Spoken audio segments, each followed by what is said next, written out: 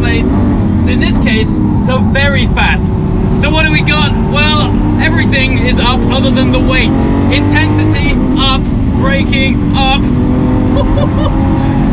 And definitely drama, way up. First of all, what's it all about? We've got heavily revised engine internal components, revised with a lot of titanium. It's taking this car up 20 horsepower from the standard SV, if you can call an SV standard. We're now up to 760 brake horsepower, and we're up another over 20 pound-feet of torque over the standard SV. Ooh, taking us to 531 pound-feet of torque, which puts us down this straight at over 275 kilometers an hour. Now the brakes are the same off the SV. I have to say the pedal feel, I would probably hazard a guess that despite the fact that this thing just set a record-breaking Nürburgring lap time, I've got to say the pedal feel was probably a little bit stronger around that Nürburgring lap time. This feels quite road biased in the way that it feels. You're not getting sponge as such, but there is a feeling of long travel that I think is set up for road use. Now, if you watch this channel regularly, first of all, you'll have heard me say that quite a lot, but no doubt you're waiting for the gearbox comment. Well, in this environment on the track, when you're flat shifting, it's fantastic. But the issue comes, see right there, I gotta say, look, for all of my comments about how dual clutch gearboxes are fantastic, when you're flat shifting, there really is, every gear is a theatrical moment, it's its own scene. The problem is the interlude between actually initiating that gear shift when you're going slower. Watch this. It actually rotated the car then under gear shifting, because unless you're flat shifting above 6,000 RPM, you don't get that shotgun-like slamming home gear shift effect. There is this lull, which when this gearbox launched back in 2011, that was all well and good. Hold on a minute while I take you down this straight. That's 275k. Oh, I was recently here. Wow. In a McLaren Senna. And the speed down that straight was not dissimilar. And that's from a car that's another 300 grand over this thing. The performance of this naturally aspirated engine is exceptional. Now you'll have to forgive that what sounds like understeer squealing of the tyres. We're actually not understeering here. The surface of this track has been relayed like last week, and as a result there is this weird oily texture on the surface, which unfortunately isn't doing this car ultimate justice, and every now and again we get this squealing sound which sounds like you're in an underground car park. Woo! There was the gearbox again, not quite slamming it home as you might expect. But when it does, it's phenomenal. Now, as I'm turning into this corner here, I've got to talk about the agility of the car. Now, the SV didn't have rear wheel steer, but of course since then, Lamborghini have launched the Aventador S, which does have rear wheel steer technology. And honestly, it disguises this thing's weight incredibly well. The agility of it flatters the size of this car wonderfully. And now around Parabolica, it sits flat, but it's a very long corner. You gotta really watch how this thing runs wide. And up to the start-finish straight again. I've never had to shout so loud in a car, but this is really what the SVJ is all about.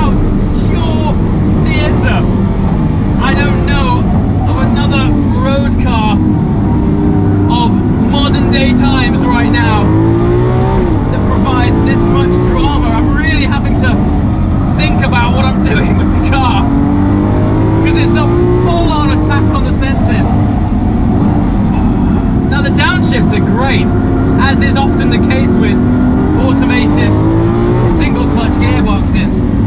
And that upshift when you're flat is actually a wonderful feeling, but let me just slow down so I can talk to you a bit more. I've got a feeling that on the road, at this sort of speed, there's a technique in these gearboxes where if you have a slight lift, it just smooths everything out, and the gear shift actually is more than acceptable. And I guess the pros and cons are that if you're not quite fully on it, you are very much aware in this era of wonderfully responsive, dynamic and agile twin clutch boxes that we are at the very edge of the last generation of gearbox with this car. But I've got to say, as far as single clutch gearboxes goes, they've absolutely nailed it. And do you know what? I'd actually consider this car. In the past, Aventadors have evaded my garage mostly because of the gearbox. Now, living with these things is interesting because the visibility, one of the I guess compromises of a car that looks this good. If you look at the side of the Aventador profile, that's a very tight window line, and that's because the A-pillar rakes very steeply and it makes the aesthetic look fantastic.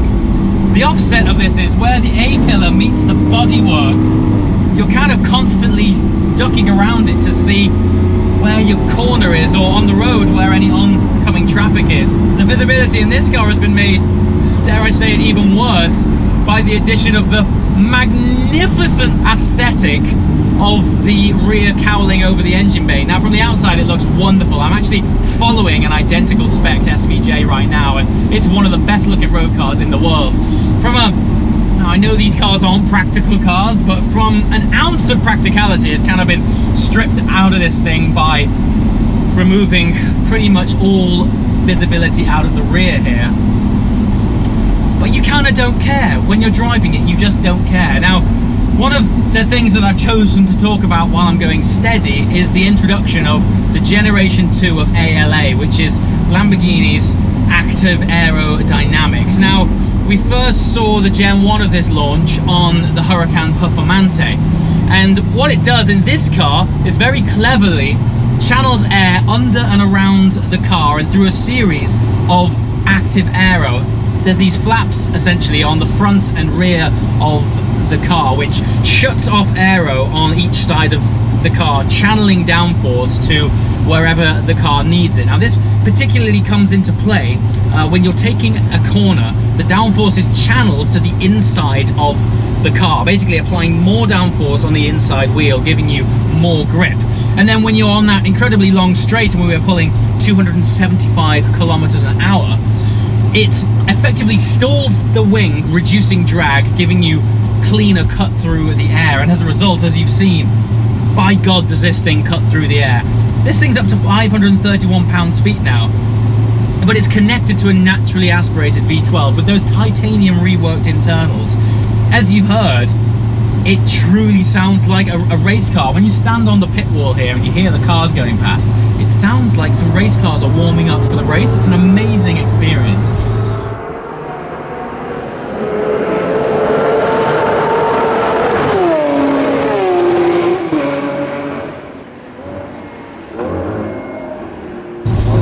I've got to say, it does feel like we are at the very edge as far as you can push previous generation technology in this car. Despite the fact that we are actuating the gears with paddles, it does feel a bit more of an old school interaction.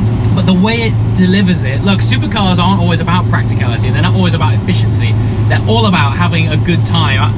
I often say that, you know, we don't need any of these things, but we want them all. And the want and desire for a car like this has just gone through the roof. It's not the last word in dynamics, and I would say that on the road it's maybe be more enjoyable, because out here you are able to take this thing to the edge of physics and then its weight and size starts to play around. But I would imagine on the road, particularly with the rear wheel steer, this thing is going to be fantastic. So the Huracan Performante is without doubt their most agile and dynamic car, mostly because of its size, weight, and of course its twin clutch gearbox. But in terms of sheer excitement, I think they've absolutely nailed it. Now, where they'll go with this next, where they'll take the gearbox next. Will we see a hybrid drivetrain with the replacement Aventador? Chances are we will, making this car very significant, because it might just be the last truly naturally aspirated V12 that comes out of Santa Agata. So on that note, let's see where it goes. As always guys, thanks for watching. I shall see you next time. Ciao.